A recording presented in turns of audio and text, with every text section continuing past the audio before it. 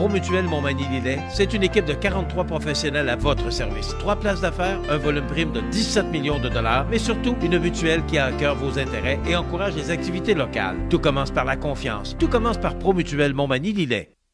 Alors, mon prochain invité, c'est un personnage très connu, mais quand même, je vais le présenter. C'est Rénal Ouellette, qui est directeur général du Carrefour mondial de l'accordéon. Rénal Ouellette, bonjour. Bonjour, Michel. Bienvenue chez nous. Ça fait plaisir. On te voit juste une fois par année, Rénal? Oui, bien, on se croise sur les coins de rue à l'occasion, là, mais non, effectivement. On vient pour le grand événement. Vous allez me permettre le tutoiement, parce qu'on se connaît quand même assez bien. C'est le Carrefour mondial de l'accordéon. Ça commence ce soir, jeudi, et il y a toute une programmation. Écoutez, en voulez-vous une programmation? Il y en a tant que vous voulez. Est-ce qu'il y en a plus que d'habitude, Renan? Non, la formule est à peu près toujours la même depuis, je dirais, quelques années. Là. Mais effectivement, c'est qu'on a toujours... on se plaît à dire qu'on est grandi par en dedans. Nous autres, là, on est un peu comme le monde ordinaire. J'aime l'expression, oui. C'est ça. Ça fait qu'on a ajouté au fil des années des activités plus à être toujours à l'intérieur de l'événement, mais avec des plus petites salles, des concerts plus intimistes, comme pour les musiques classiques, les musiques en jazz, les musiques traditionnelles. Donc, ce qui fait que ça bonifie avec les années la programmation. Puis qu'à l'intérieur, on a plus de 80 activités durant l'événement. OK. Ça commence ce jeudi soir? Oui. Lentement? Oui. Hein? On va se réchauffer un peu. Qu'est-ce qui se passe ce soir? Bien, le jeudi soir, c'est le concert en avant-première, ce qu'on en profite. Nos artistes qui sont arrivés depuis hier, ils arrivent le mercredi d'Outre-mer, donc tout le monde est déjà sur place. C'est un concert plus intimiste où, bien entendu, la population est invitée. Là, on a une billetterie, les gens viennent, mais c'est vraiment un concert là, de relax où les gens commencent à découvrir l'événement. On a des fans qui viennent année après année depuis les tout débuts du Carrefour qui sont déjà arrivés. Donc, ces gens-là assistent à ce concert-là qui est au Centre d'immigration à la salle François-Prévost. Et c'est une atmosphère relax. Puis en même temps, ça permet, nous, la particularité de notre festival, au niveau des artistes, c'est que c'est une grande rencontre. Fait que les artistes, ils viennent, puis pendant les premiers jours, ils se connaissent pas parce que c'est tous des gens qui viennent de différents pays, de partout sur la planète. Puis on profite de ce moment-là. Les artistes sont dans la salle, ils écoutent d'autres artistes, puis les liens commencent à se faire. Puis au fur et à mesure que la fin de semaine avance, bien, ils deviennent tous amis. Puis là, l'apothéose, bien entendu, c'est le déjeuner du lundi matin. Mais plusieurs, c'est pas leur première expérience. Ils font d'autres carrefours, d'autres rendez-vous musicaux comme le Carrefour, un peu partout sur la planète. Comme toi, tu le fais d'ailleurs. Oui. L'occasion, tu le fais encore? Oui, j'arrive tout juste d'Espagne au mois de juillet avec mon ami Bruno Gendron. On est allé participer à un festival international d'accordéon en Espagne, au nord de Barcelone. Et c'est bien entendu, il y a des réseaux, mais les musiciens, à l'occasion, bien, ils ne se croisent pas si souvent que ça. Parce que chacun, durant l'année, prend sa direction, sa carrière personnelle. Et le Carrefour, c'est vraiment un rendez-vous vraiment unique. C'est les musiciens eux-mêmes qui le disent, là, c'est pas nous autres qui se proclament. Là. On a vraiment une bonne réputation à ce niveau-là. Et il y a quand je bâtis la programmation, il y a quelques artistes que je réinvite. La programmation en général est pas mal renouvelée à chaque année, mais il y a toujours des amis qui reviennent, des fois à chaque 5 années, 6 années. Puis ces gens-là, ils connaissent déjà l'événement, puis ils connaissent la formule aussi. Vendredi, là, c'est vraiment, ça part, là. C'est le grand coup.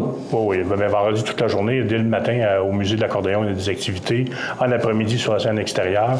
Et bien entendu, le concert d'ouverture en soirée, qui est vraiment la pièce de résistance, moi, je pense, du festival, où on présente 7 à 8 musiciens différents qui donnent vraiment une idée de l'éventail, de la richesse qu'on a à l'intérieur de la programmation du Carrefour mondial de l'accordéon. OK. Est-ce qu'on peut donner quelques noms pour vendredi soir?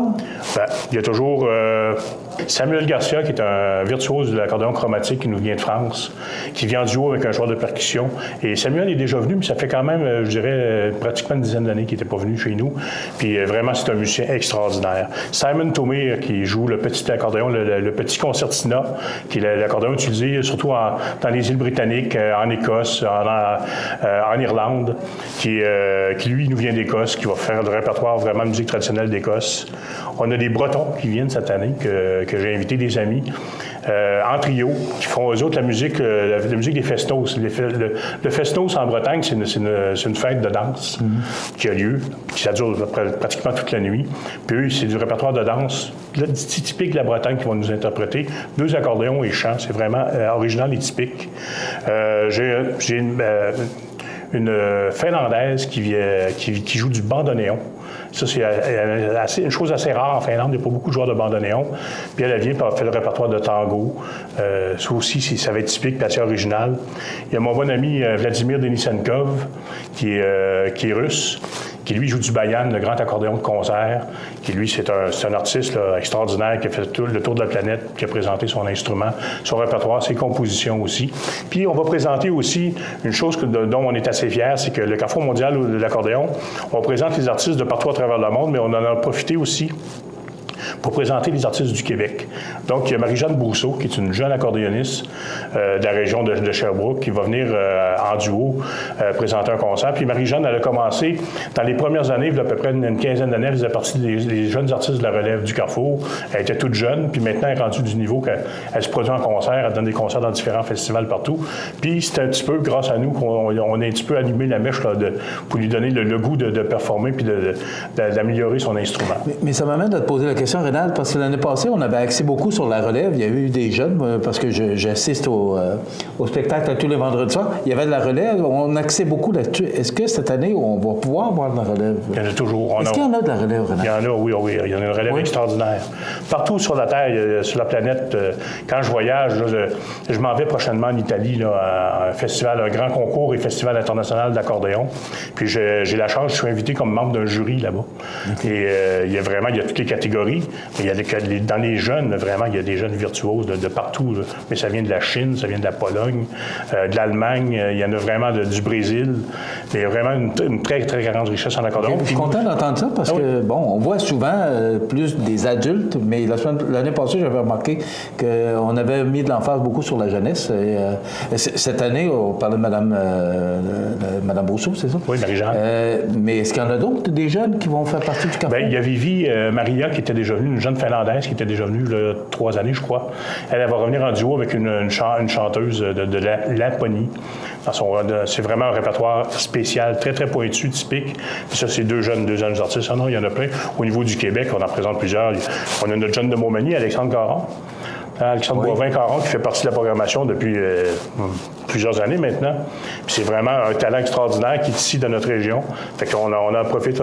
Alexandre va être avec nous. Puis il y en a plein de jeunes. Kevin Desrosiers. Il y en a plein. Donc, spectacle vendredi soir, samedi soir également, dans la salle d'Édouine Bélanger. Oui. Est-ce qu'il y aura, tout dépend de la température, on peut vous donner les prévisions de la météo, mais c'est pas nous autres qui décident.